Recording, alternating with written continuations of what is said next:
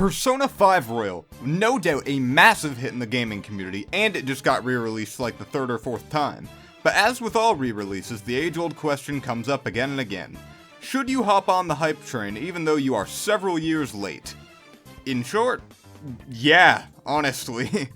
Persona 5 Royal is one of my most favorite games of all time, from its story to its gameplay to its art style to its adorable cast of characters to its phenomenal soundtrack. This game is an overall masterpiece, so if you only wanted a TLDW, here's your answer. If you want something a little more in-depth, however, we shall begin the spoiler-free review now. The game takes place in Tokyo, following our main character, Joker, a young man who was falsely charged with assault and now bears the weight of a criminal record. He's full of suppressed rage about the corrupt society and wishes to change it. This all changes when Joker meets people in the real world who are in similar positions to him, and they band together and form a group known as the Phantom Thieves of Hearts. With these individuals, he delves into an alternate dimension known as the Metaverse, which is the dungeon crawling part of this game. Inside the Metaverse, they are able to access the warped worlds of the corrupt individuals, known as palaces. Inside each palace is a treasure, and if you take the treasure from a palace, then the distorted world collapses and makes the corrupt individual confess their crimes. With this newfound ability to punish corrupt individuals that go unseen by the law, they enact their own justice. I'm always a sucker for vigilante stories, and I feel like this is a very unique way to tell a story about vigilante justice. The game is split up into two different gameplay cycles. Your life simulator, where you hang out with friends, build bonds, go to school, and enjoy some delicious pancakes. Delicious pancakes. It's definitely the calmer part of the game, but I feel like it's equally as important as the other half of gameplay. That being when you venture into the metaverse and infiltrate palaces. This half of the gameplay focuses more so on the dungeon crawling and turn-based combat, which a lot of people either love or hate. I personally like it a lot. In combat, you have 5 main options: attack, persona, guard, gun, and item. Attack is pretty basic. You just hit the enemy with a melee attack.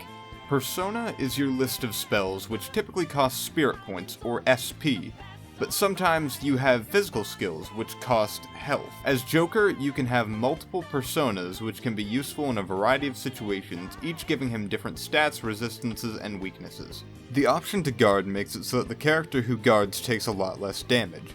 This is useful when your character is low on HP, and you need to stall for a healing spell, or if the enemy is charging up an attack, they don't do enough damage to one-shot Joker, which instantly ends the fight. If any other party member downs, they can be revived, but not Joker. Another offensive option you have is the gun option. To the surprise of literally no one, you pull out a gun and just blast them. That's it. The item option allows you to use items. Who would have guessed?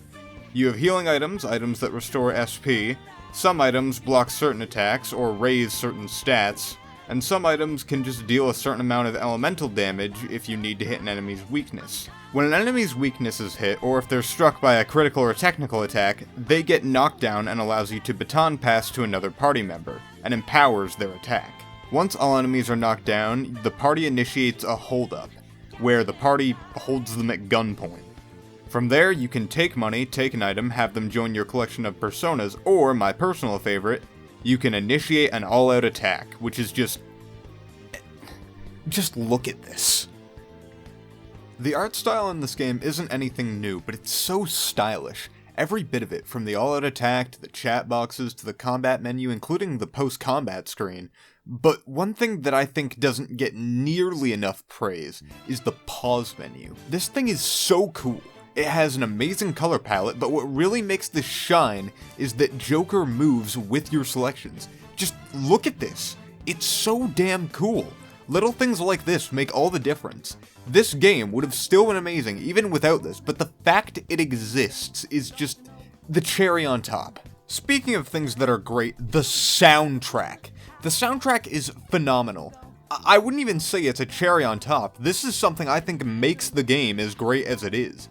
In the real world, most of it is something you've definitely heard if you've listened to jazz lo-fi playlists to relax/study to, but when you're in combat, it's a lot more lively and... Oh wait, hold on. You'll never see it coming! In conclusion, the game is long. Like, very long. My first playthrough was like 124 hours. Sometimes it can feel a bit drawn out, but ultimately it's a fun and satisfying journey. The story is great, the combat's good, the music and art are just out of this world, and the bonds that you can build with the different characters have great standalone stories as well. With this game, I highly advise you just take your time. In my opinion, it is one of the best RPGs of the past decade, and I'm curious to hear what other people have to say about this, so please leave in the comments what your thoughts are about Persona 5 Royal, or whether you agree or disagree with my points. Also, be sure to keep the comments spoiler-free. Thank you.